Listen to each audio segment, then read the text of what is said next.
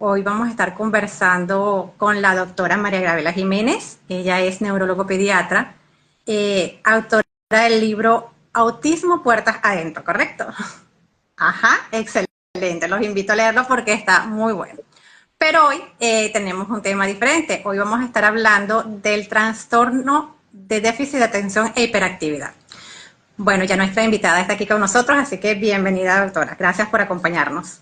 Muchas gracias por la invitación. El trastorno, mañana se celebra el Día Internacional de Concientización sobre el TDAH.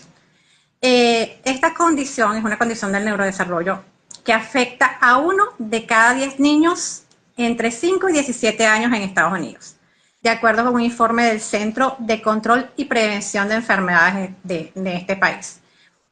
Entrando en materia, porque el tiempo apremia, háblenos un poco de qué son los trastornos del neurodesarrollo.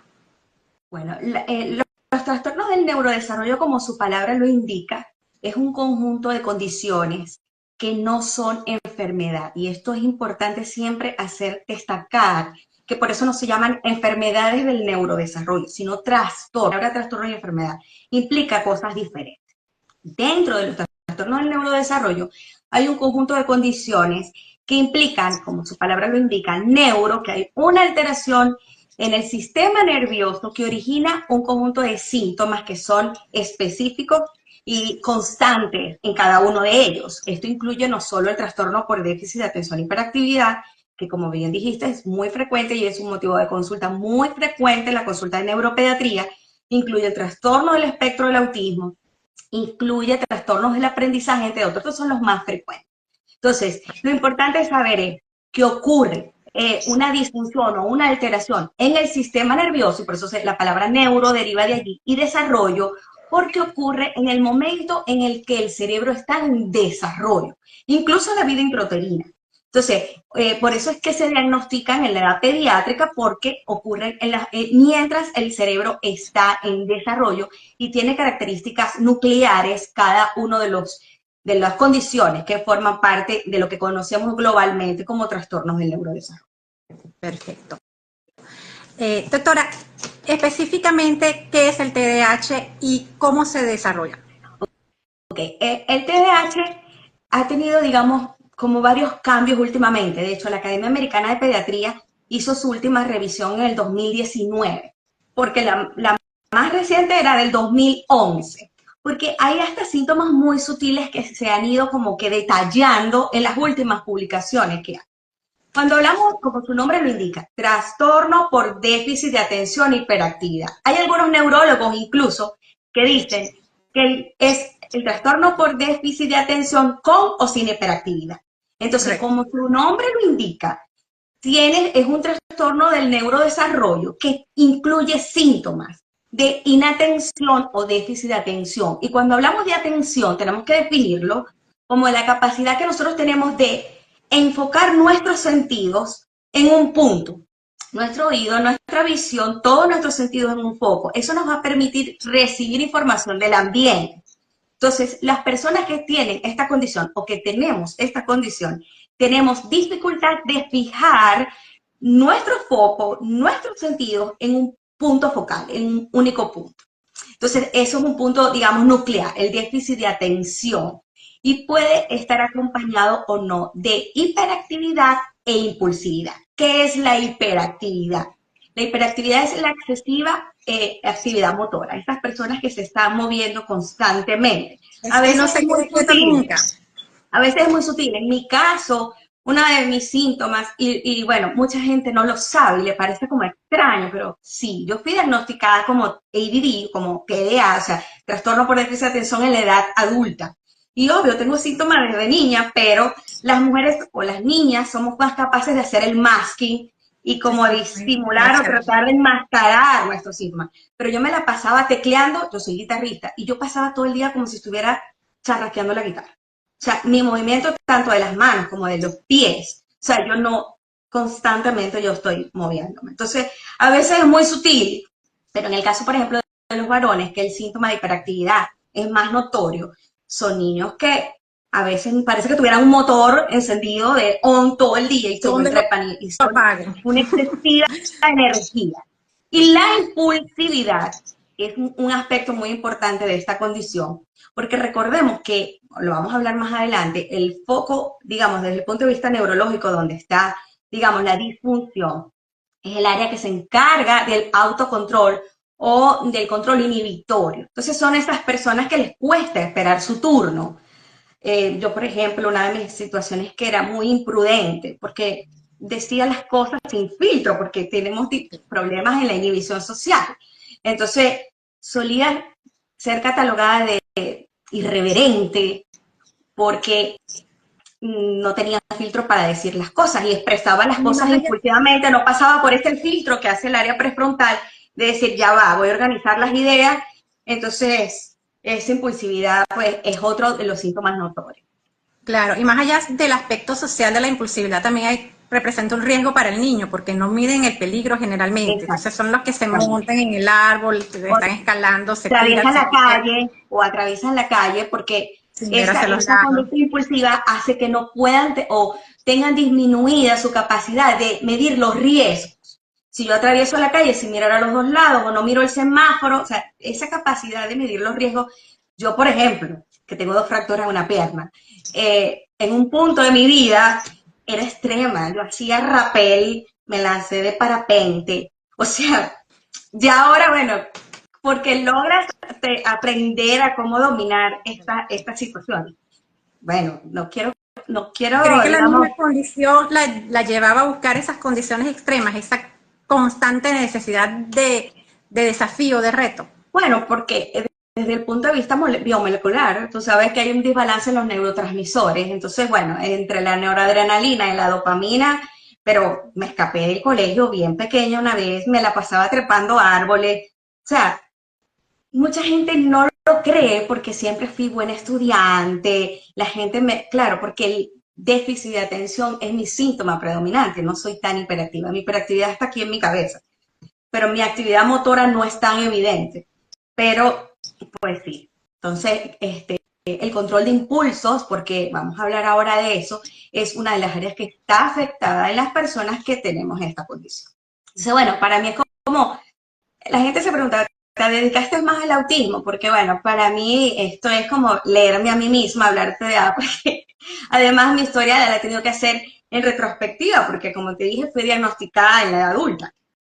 Claro, tengo empatía tremenda con los pacientes y con las mamás. Por ejemplo, gracias a Dios mi mamá no sufrió tanto conmigo porque siempre fui buena alumna, ¿no? Fui buena estudiante, pero mi mamá me decía una frase que repetía siempre, vives más allá de Plutón. O sea, imagínate, no en Plutón, sino más allá. Me daba las nubes siempre. Sí, vive más allá de Plutón, porque estaba ahí mi cuerpo, pero mi cabeza estaba orbitando en mi cosa, en otra cosa. Entre 2016 y 2022 se detectaron al menos 1 millón de casos del trastorno de déficit de atención. ¿A qué considera que se debe este incremento en los diagnósticos y cómo se diagnostica el TDAH? Mira, ocurre algo similar como con el caso de autismo y es una pregunta que me hacen recurrentemente, porque ahora hay más, es realmente una epidemia. Y bueno, definitivamente es difícil reconocer algo que tú no conoces, pero a raíz de las redes sociales y la difusión de estos temas ya mucha gente maneja lo que es TEA, lo que es TDAH, o sea, ya hay un dominio popular de estos términos. Entonces, ¿qué pasa? Que al haber, digamos, es más fácil que los padres, los abuelos, la familia puedan sospechar, a lo mejor mi hijo tiene esta condición. Segundo, hay mayor número de profesionales entrenados para hacer el diagnóstico. Entonces, ese subregistro que había ha disminuido notoriamente. Y es importante mencionar que el TDAH tiene una alta heredabilidad, 70% de heredabilidad. Entonces, voy a ponerte un ejemplo que lo pongo también con el TEA, con el trastorno del espectro del autismo. Estamos diagnosticando ahorita, en el 2024, un niño con TDAH. Cuando lo examinas y haces su historia clínica, te das cuenta que su papá también tiene TDAH. Y nunca fue diagnosticado. Y nunca fue diagnosticado. Este niño está en el 2024. Su papá era de los 80, no está registrado porque no fue diagnosticado. Cuando sigue investigando, el abuelo también tenía TDAH. Entonces, este señor de los 50 a los 40 tampoco fue diagnosticado. Entonces, este señor de los 40, este señor de los 80, tienen TDAH, pero no fueron diagnosticados. Estamos viendo el de 2024 porque hay más recursos para hacer el diagnóstico. La maestra lo puede notar más. Y claro, algo tenemos que yo más veo, información. sí, y algo que yo veo notorio, y creo que ahí va más la diferencia, que los patrones de crianza han cambiado. ¿Qué pasa? Que este niño en los años 40 o 50, o este papá de los años 80, era hiperactivo, era inquieto y que salía a jugar metras, pelota a la calle. Pero este niño del 2024 pasó una pandemia, está encerrado, pasa 8 horas con una tablet, con un La comunicación. electrónico. Entonces, obviamente, sus síntomas son más notorios, porque ese que nació en los 80 salió a jugar pelota, salía a Quemaba toda jugar, esa energía. y esa energía, entonces, no es que no existía, sino que pasaba desapercibido. Y los patrones de crianza han cambiado. En los 80 y en los 40 estaba una mamá que no trabajaba, que estaba 10, 12 horas con su niño, con una chancla, con una, no sé, en otros países, con figuras de autoridad bien fuertes. En cambio ahora, este niño del 2024, su niñera es una tablet porque la mamá trabaja 10 a 12 horas.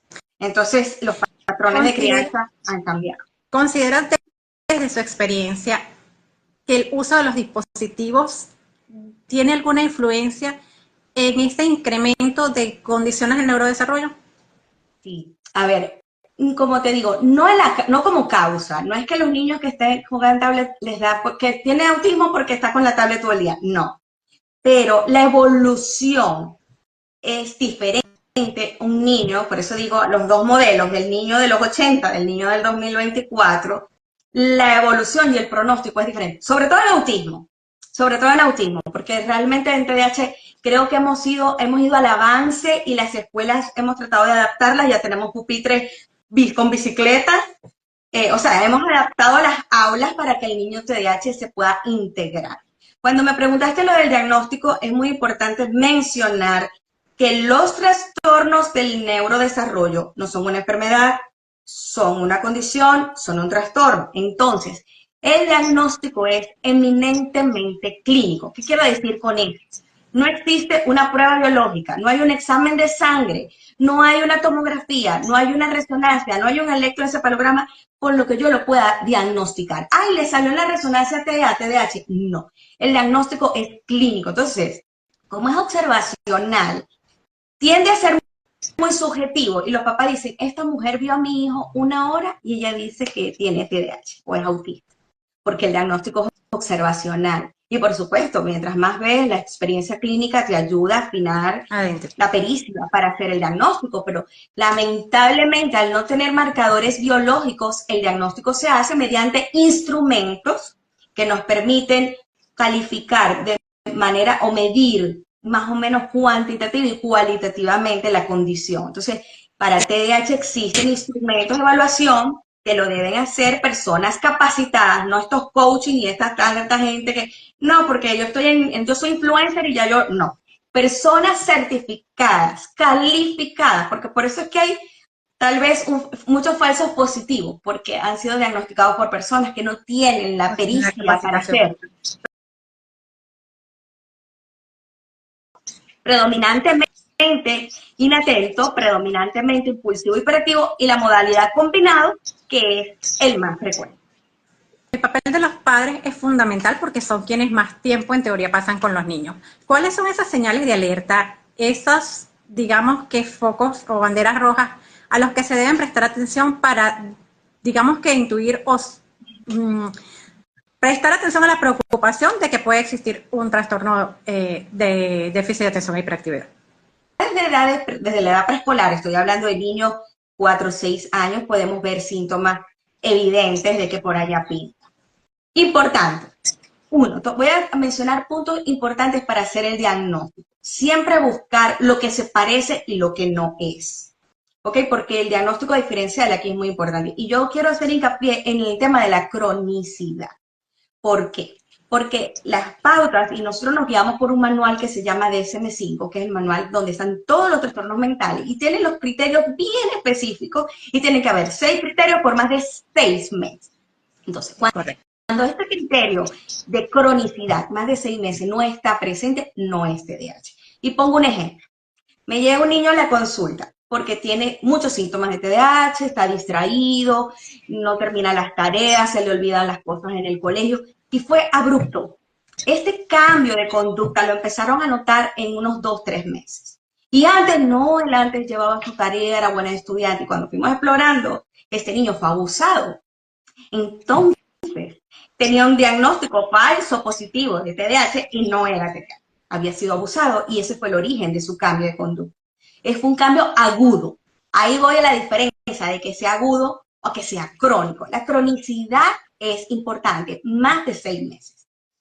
Otro criterio, que esto se repita en más de 2 ambientes. O sea, no, él solamente es hiperactivo en la escuela, pero en la casa se porta bien. Y en el karate, bien. Y en la natación, bien. Y en la bola, bien. No es TDAH. Tiene que ser en más de 2 ambientes, porque algo está pasando en la escuela, por la cual el niño se comporta así solo en ese ambiente. Es que tiene bullying, es que le tiene terror a la maestra. Yo tenía un niño que yo hice un diario, lo usamos mucho en neurología, el diario para la migraña, el diario para la epilepsia, y llevábamos un diario, ¿no? ¿Qué días de la semana, qué hora era que era más disruptiva la conducta? Y yo notaba que era fijo, los miércoles era el peor día, el miércoles siempre llegaba con una nota de la escuela, y a la misma hora. Era una profesora que le tenía terror, era psicoterror. Entonces, en ese momento tiraba pupitre, se ponía grosero, empujaba a la otra, le subía la espalda a la niña. O sea, esos patrones, eso lo tenemos que explorar, porque es importante. Ahí radica un aspecto fundamental de nuestro servicio, que es la terapia ABA, que es la evaluación funcional de la conducta. Buscar por qué están ocurriendo esas conductas, ¿no? Y para poder brindarle la ayuda que necesita. Entonces, hablamos de cronicidad, hablamos de la presencia de los ambientes. A ver qué otra. Ajá, tiene que aparecer antes de los 12 años. O sea, es un trastorno que vemos síntomas desde muy pequeño. Ya las pautas dicen, está presente antes de los 12 años. Sí, muchos son diagnosticados en la edad adulta o en la adolescencia, como fue mi caso, que fui diagnosticada vieja, o sea, ya en mi edad adulta, a pesar de que tenía síntomas que no eran tan disruptivos, porque como digo, ¿cuál es la mayor preocupación de los papás? El rendimiento académico. Y hay muchas personas con TDAH que su rendimiento académico es bueno. Claro. Entonces, en este caso, como que pasa. Entonces, bueno, que sea grosera, que sea contestona. Las monjas me decían, pero qué irreverente esta muchacha, porque estoy en una escuela religiosa. Pero pasa porque era buena estudiante. Entonces, bueno, o por ejemplo, es un niño que se destaca en los deportes. No, él es la estrella en básquetbol. Entonces se destaca tanto en esto que como que lo demás, pues no, una disrupción que puede haber, como que puede pasar de la... ¿Usted considera que puede un diagnóstico de trastorno de déficit de atención o de cualquier otro trastorno del neurodesarrollo condicionar el futuro de un niño o niña? Bueno, mira, esta es una frase que yo siempre uso en mis conferencias. El diagnóstico, y lo escribo en el libro, el diagnóstico no es una condena. Gracias a Dios a mí no me diagnosticaron niña, porque mi mamá le hubieran dicho, no, ella tiene un trastorno del neurodesarrollo, quizá, pues, el diagnóstico hubiera sido una limitación. Sí, esa etiqueta. Yo en mi consultorio cuando tenía mi consulta en Venezuela, yo tenía una foto de Michael Melamed.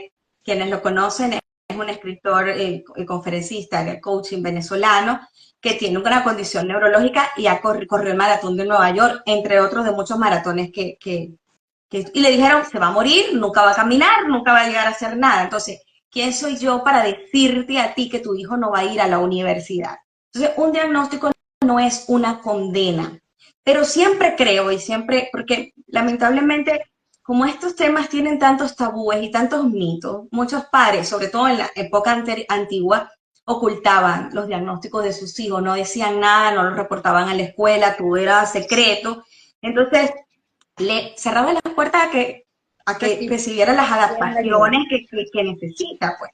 Entonces, creo que cuando tú tienes la respuesta, cuando yo asumí mi diagnóstico, porque soy neurodivergente, entonces yo podía entender, por eso es que nunca puedo saber una dirección de un lugar, siempre me pierdo, yo sin GPS. El GPS es un signo vital para mí.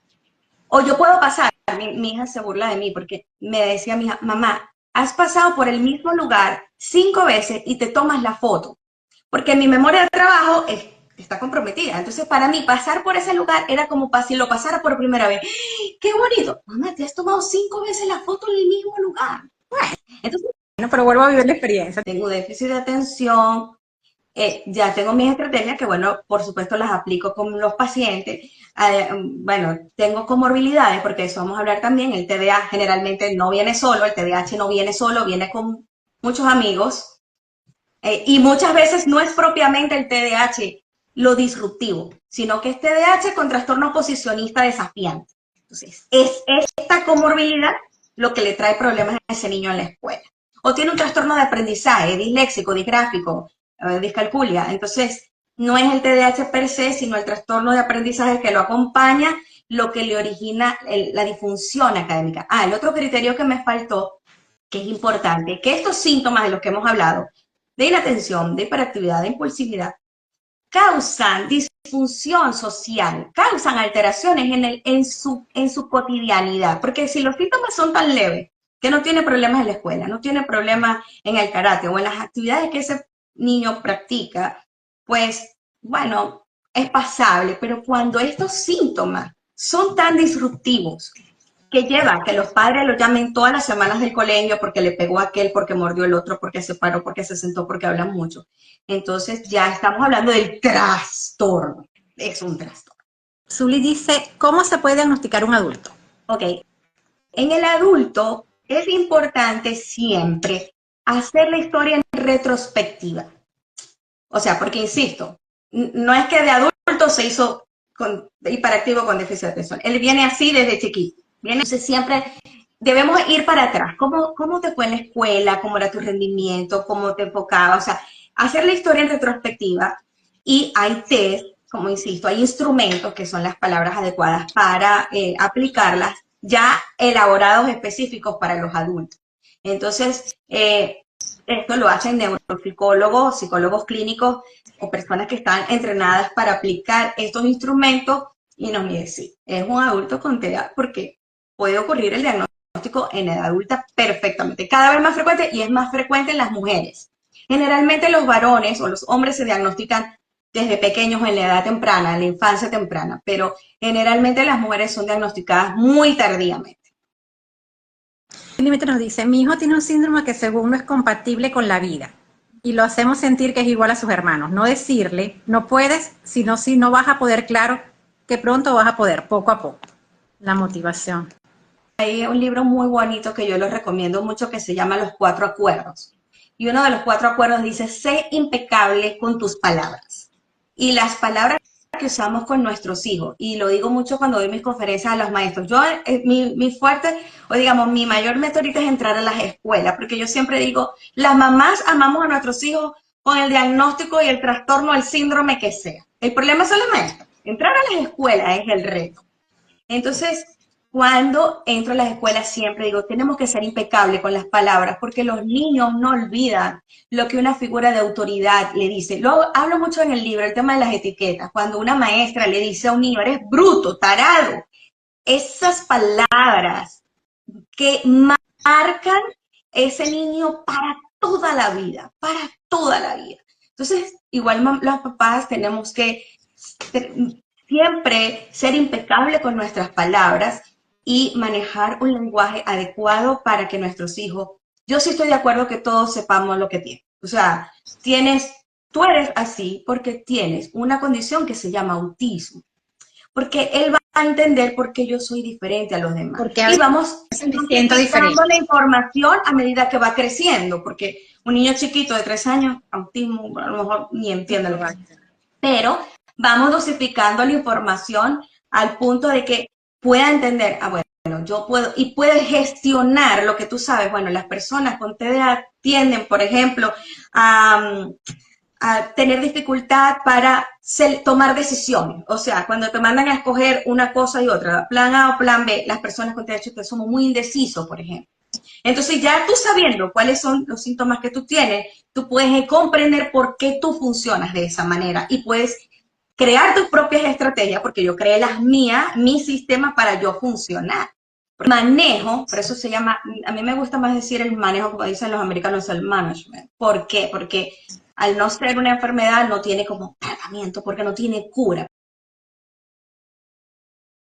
Pero sí debemos hablar que el manejo o el tratamiento pues, puede ser, es multimodal porque es un abanico de cosas. Es farmacológico y no farmacológico. Siempre debemos agotar todas las estrategias que podemos antes de iniciar fármacos, siempre. Lamentablemente, todo lo queremos ver rápido. Las maestras son las primeras que empujan para que se ponga la medicación, pero siempre debemos agotar todas las medidas no farmacológicas antes de iniciar tratamiento. Y aún cuando iniciemos tratamiento farmacológico, cuando decidamos si este niño necesita medicación, lo lleva, tiene los criterios para iniciar medicación, debe ir acompañado de el manejo no farmacológico, que aquí interviene la psicoterapia, son niños que tienen mucha tendencia a la ansiedad, a tener ansiedad, entonces tenemos que trabajar eso, a la depresión, baja autoestima, entonces tenemos que trabajar todas estas áreas que acompañan el trastorno para que esta persona pueda ser feliz. Entonces, todos los trastornos del neurodesarrollo, llámese trastorno por déficit de atención, llámese autismo, llámese trastorno del aprendizaje, la diferencia la cambia la intervención temprana. Un niño que lo empezamos a trabajar a los 12 años, que empezamos a trabajar estructuras, horarios, tiene más dificultades si lo empezamos a hacer estrategias desde corta edad. Pues, sí, este cerebrito es simplemente para mostrar que mucha gente dice que el TDAH es un mito. Y no, sabemos que este diagnóstico existe y sabemos específicamente qué áreas del cerebro están comprometidas. El área prefrontal, que es el área anterior de nuestra cabeza, que es justamente el área que se encarga de estas funciones ejecutivas, están comprometidas en el TDAH. Yo pongo el ejemplo, por ejemplo, otro caso agudo, que no es la cronicidad de que hablamos del TDAH. Y lo vimos, pero como yo soy pediatra, yo primero fui pediatra antes de ser neuropediatra. Un niño tiene un accidente de tránsito y recibe un traumatismo con fractura en el área frontal. Y tiene síntomas de TDAH. No tiene control de impulso, empieza a ser grosero, se empieza a masturbar. O sea, ¿por qué? Porque tiene una disfunción en el área que está comprometida en el TDAH, pero en el caso de él es adquirida por un trauma, por un golpe, por un accidente. Entonces, el área prefrontal de nuestro cerebro se ha visto en estudios funcionales de imágenes que funciona diferente a las personas que tienen TDAH y esta alteración en la regulación de neurotransmisores importantes como es la dopamina y la noradrenalina, y justamente ahí es que intervenimos con los medicamentos, están comprometidas en las personas con TDAH. La terapia ayudar a disminuir los síntomas y brindar una mejor calidad de vida a los niños con trastorno de déficit de atención y hiperactividad? Sí, esa pregunta me la hicieron esta mañana, que estaba justamente reunida con varios terapeutas y salió esa pregunta. Porque hay la concepción de que la terapia de behavior, o sea, la terapia conductual es solo para niños con autismo, y no es cierto. Por definición, el ABA es una estrategia que utilizamos para modificar conductas, para mejorar o para modificar conductas. Entonces, muchos pacientes con TDAH pueden beneficiarse con terapia ABA, especialmente los niños que tienen comórbido el trastorno oposicionista desafiante. Este trastorno es ese niño que a todo le dice que no, no quiero, no voy, lleva la contraria, siempre es opositor, transgresor. Entonces, esta conducta que es bien disruptiva en clase y suele generar mucho conflicto en el aula de clase y en la casa.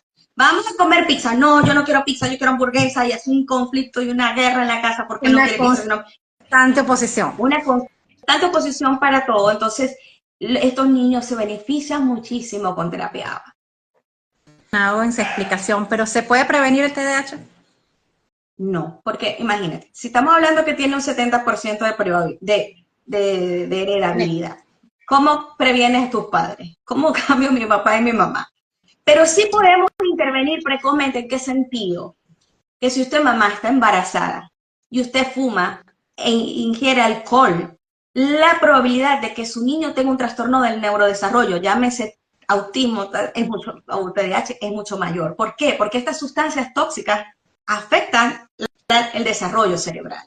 Entonces, digamos, la prevención es que debemos, especialmente la mujer embarazada, debe alimentarse bien, tomar su ácido fólico, llevar una vida saludable, evitar tóxicos. Cuando digo evitar tóxicos, incluye incluso pintarse el cabello. O sea, hay muchísimos tóxicos y agentes ambientales que influyen negativamente, especialmente durante el embarazo. La prematuridad es un factor de riesgo para TDAH. Entonces, digamos, muchas veces no se puede prevenir un parto prematuro porque, bueno, tantas cosas, es una preeclampsia o algunas complicaciones del embarazo, pero sí tenemos que tomar en cuenta, tratar de disminuir esos factores de riesgo, rubiola en el embarazo, citomegalovirus en el embarazo, infecciones en el embarazo, o sea, muchísimos agentes que pueden ocasionar que mientras el bebé está en la pancita y se está desarrollando, esos agentes pueden sufrir el desarrollo cerebral y puede conllevar secundariamente autismo, trastorno por déficit de atención y hiperactividad, entre otras muchísimas otras cosas. En ese mismo sentido, ¿qué papel juega la alimentación y el estilo de vida, perdón, en el manejo del TDAH? Bueno, aquí vuelvo a poner mi ejemplo como paciente. Yo soy celíaca. Celíaca quiere decir que tengo una enfermedad inmunológica en la cual no tolero el gluten. ¿Qué es el gluten? Todo lo que viene derivado del trigo. Yo no puedo comer pan, yo no puedo comer pizza. Y fue diagnosticada casi al mismo tiempo en que fui diagnosticada con TDA. Es común la asociación de celiaquía con TDA. Entonces, puedo decir yo como paciente que cuando estoy intoxicada de gluten, tengo déficit de atención severo, se me olvidan las cosas, me es imposible tener foco, dejo las llaves en la nevera. Acentúa los síntomas. Totalmente. Me acuerdo que una vez le dije a mi hija, mete la ropa en el horno, pasa, o sea, disparate, o sea, mete la ropa en el horno, en vez de decirle, mete la ropa a la lavadora. O sea, el nivel de sí, realmente, pero sí debo decir, al igual que en autismo, que la dieta no tiene evidencia científica. No a todas las personas le funciona. Dietas restrictivas, sin azúcar, sin gluten, sin caseína. En mi caso, yo tengo una condición inmunológica. Yo soy celíaca y sé que que ciertos alimentos me intoxican y tengo mayor disfunción neurológica, o tengo más exacerbación de mis síntomas. Pero muchos niños no son celíacos, no nada, y por supuesto la dieta no le funciona. Pero sí se ha observado que, por ejemplo, el exceso de azúcares o ciertas bebidas tienden a alterar la conducta de los niños, tengan o no TDAH. Si tú le das azúcar a tu hijo, un refresco, una gaseosa en la noche, posiblemente ese niño va a estar más hiperactivo, va a tener excesiva actividad motora a un niño que no le des este tipo de bebidas. Entonces, en conclusión, cada caso es individual. Si hay alguna sospecha, por ejemplo, de alguna intolerancia alimentaria, como es mi caso, que soy una paciente celíaca, pero pueden haber otro tipo de intolerancia a los lácteos o algún otro tipo de alimentos, en ese caso sí debemos planificar e incluso pedir interconsulta con gastroenterología, consulta con nutrición para abordar ese sistema, ¿ok? Es algo en lo que en nuestra agencia hacemos mucho hincapié y es la individualidad de cada niño, ¿no? Cada caso es único. No podemos generalizar que forma parte del tratamiento para TDAH, dietas libre de gluten, libre de azúcar, libre de libre. No claro, es eso. No hay evidencia científica, aunque mucha gente son altos defensores, apasionados, los gurús y tal, no hay evidencia científica. Pero bueno, ahí entro yo. Yo soy científica y siempre trato de estar a la vanguardia de lo que va saliendo. Pero sí puedo decir yo como paciente que soy celíaca, que esté, por ejemplo, en diciembre, yo me como mi pan de jamón, estoy segura que ahí yo voy a tener más. Se me dispara todo. Las migrañas, todos los síntomas. Para ir finalizando, y bueno, ya un poco más seria la pregunta. ¿El TDAH influye en la salud mental y cuál es el pronóstico a largo plazo? A ver, esto depende mucho de muchos factores. ¿En qué sentido? las mamás más ansiosas que yo he conocido o las que sufren de mayor frustración son las mamás de los chicos con TDAH porque sienten que no es suficiente lo que hacen y que sus chicos siempre vienen con una nota de la escuela, una mala cara. Entonces es duro, es duro. Entonces la diferencia de un paciente y otro es la familia. Y esto ocurre igual con el autismo.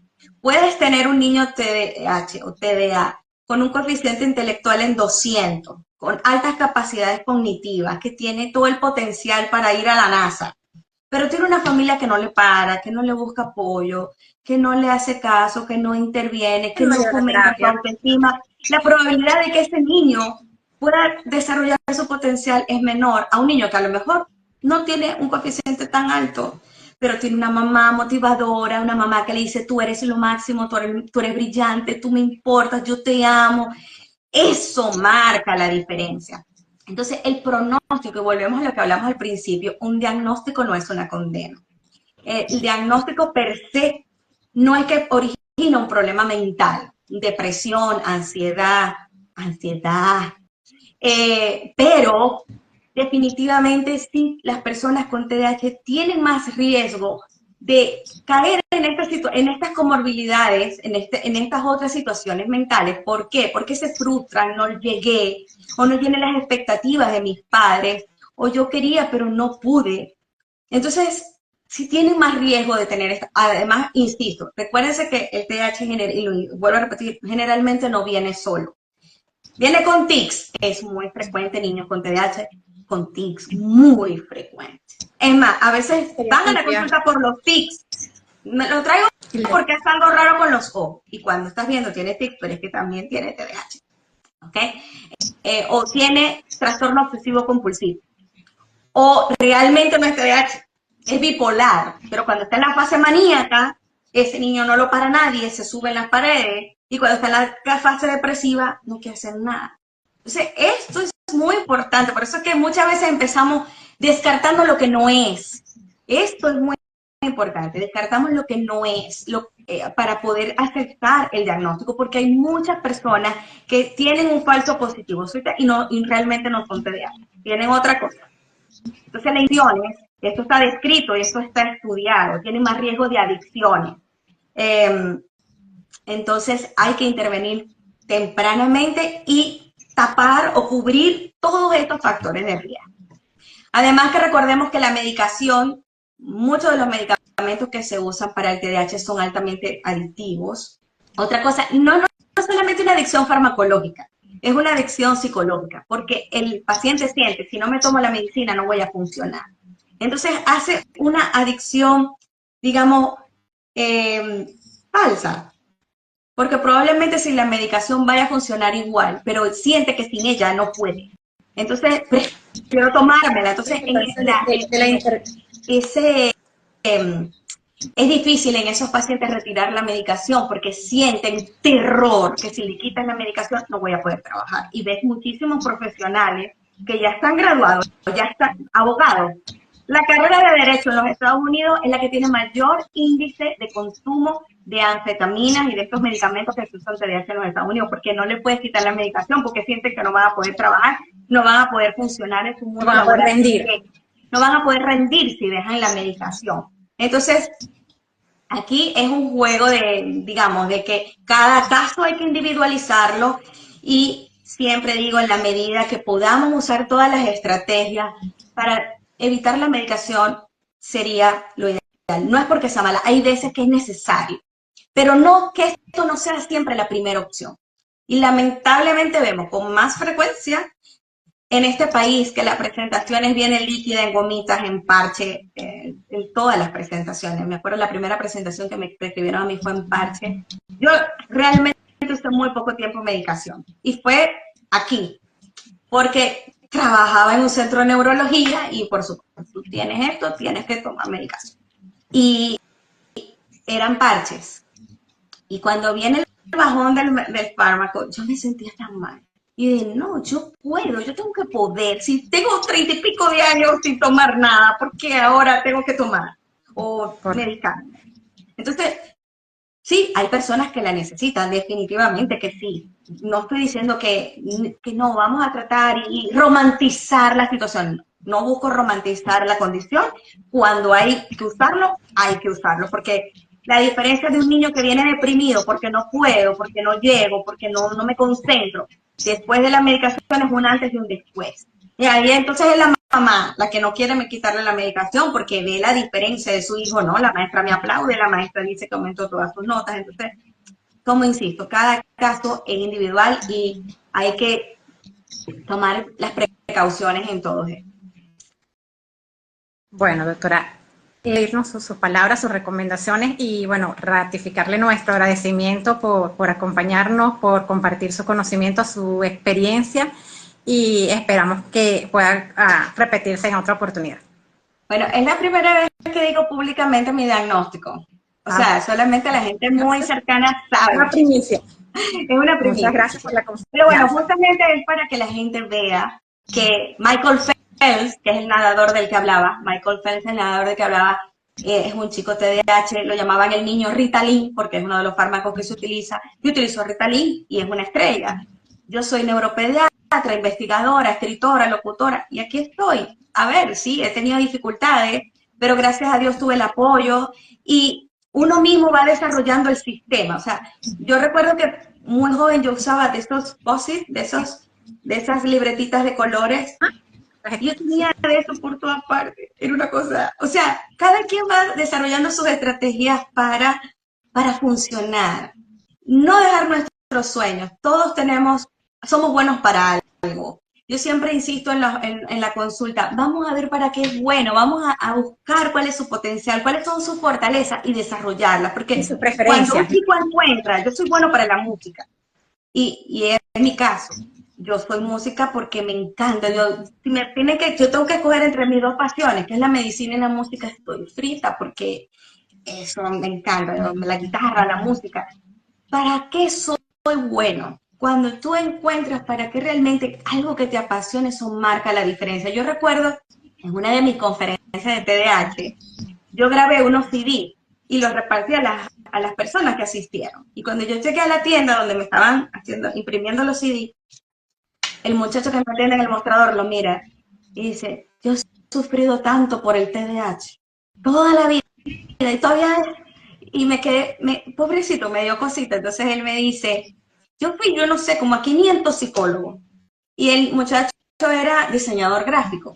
De hecho, fue el que me hizo el diseño del póster de la presentación. Cuando encontró su pasión, ¿dónde pone? Porque no es que las personas que tienen TDAH siempre son inatentos. El problema es que el foco de atención es lo que le interesa. Mi foco de atención, por ejemplo, era la música. Cuando algo les gusta y cuando algo me gustaba, yo podía pasar horas con mi guitarra aprendiéndome una canción, eso no me distraía, ahí estaba enfocada. Cuando tú logras encontrar tu pasión y lo que realmente te motiva, marca un antes y un después. Entonces, papás y mamás que nos están escuchando, un diagnóstico no es una condena. Creo que es importante que la diferencia de que todos conozcamos y leamos, salimos, como siempre digo yo, de la oscuridad de la ignorancia. Mientras usted más lea sobre el tema, guía para padres, usted se documenta qué estrategia puede utilizar para hacer el sistema en mi casa me funcione, para que mi hijo sea feliz, porque eso es lo que nos interesa, no que se cure, porque esto no se cura, pero que mi hijo sea feliz. Yo he vivido con esta condición, me diagnosticaron después de los 30 años y aquí estoy. Entonces, y es una excelente profesional. Gracias. Y mucho amor. Yo creo que el amor es fundamental y una pieza clave en el desarrollo y el futuro de nuestros hijos. Y manejar su tranquilidad, su felicidad. Y manejarlo en familia. Mi hija sabe. Entonces ya mi hija también ha desarrollado su sistema. Para mí, me pregunta a veces hasta 3 veces, ¿estás segura? Porque sabe que en algún puede responderle y no responder.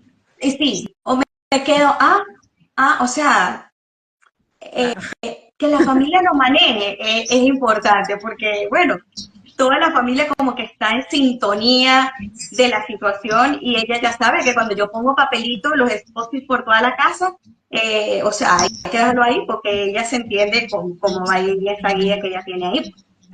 Y los colores, Bueno, yo tengo bolígrafos de todos los colores. Entonces, los cumpleaños rosado, la universidad con azul, tal con rojo. O sea, yo desarrollé mi sistema. Entonces, con todas las condiciones, cada paciente desarrolla sus estrategias para funcionar, pero más que para funcionar, para ser feliz. Esa es la meta. importante. Bueno, doctora, ya para concluir por aquí, la felicitan, le agradecen nuestra unidad. Esperamos Antes de tenerla despedirnos, nuevamente. les voy a pedir un favor. Mañana 13 de julio es el día del TDAH. Vamos a vestirnos de naranja. Yo estoy de naranja porque es el color del TDAH. Vamos a vestirnos de naranja en apoyo de las pacientes y de las familias con esta condición para hacer visible. Este es el objetivo de mi plataforma. La gente dice que yo solo hablo de autismo y no es así. El objetivo de mi plataforma es hacer visible las enfermedades huérfanas y de las cosas de las que nadie habla. Entonces mañana vamos a ser solidarios y vamos a vestirnos de naranja en honor a todas las personas que vivimos con el trastorno por déficit de atención y hiperactividad.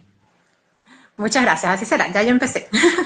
Gracias, buenas noches a todos, gracias por acompañarnos. Chao, Hasta otra gracias. oportunidad.